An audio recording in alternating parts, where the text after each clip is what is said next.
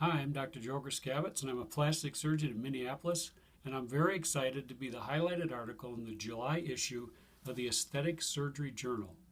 I published a 10-year study with follow-up between 1 and 11 years of 2,430 patients who had breast augmentation. 2,000 of them had an axillary breast augmentation. So what's new? What's in it for the people that are in practice? What's practical here? What are the takeaways? Well, it's a level 3 evidence study, and we followed up 670 patients with the Gryskiewicz with long-term follow-up, and that was for satisfaction of how their breasts looked and for satisfaction of outcomes. So it was questions along the lines of, I like what I see when I look in the mirror, or I'm satisfied with my implant, or I'm glad I had the surgery, things like that. And we read so much about patients who many years later say they wish they wouldn't have had breast implants, or we've even heard some studies that talk about suicide in breast augmentation patients.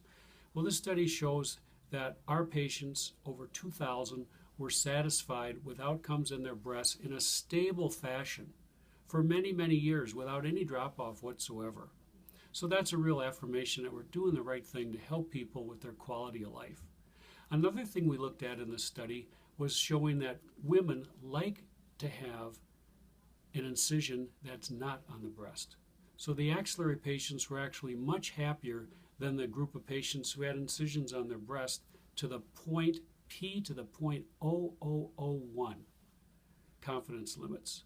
So it's clearly women enjoy the fact that they have the option anyway to have the incision off their breast.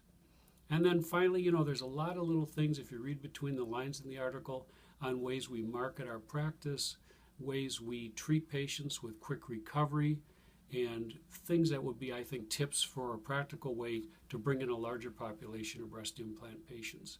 And finally, we spend a long time on analysis preoperatively, and I go through in great detail exactly how we analyze patients and what things are we look for in terms of asymmetry and so forth, that I think will be very practical and very helpful beyond the study with the Gryskiewicz. And all this was done with the axillary approach without the endoscope.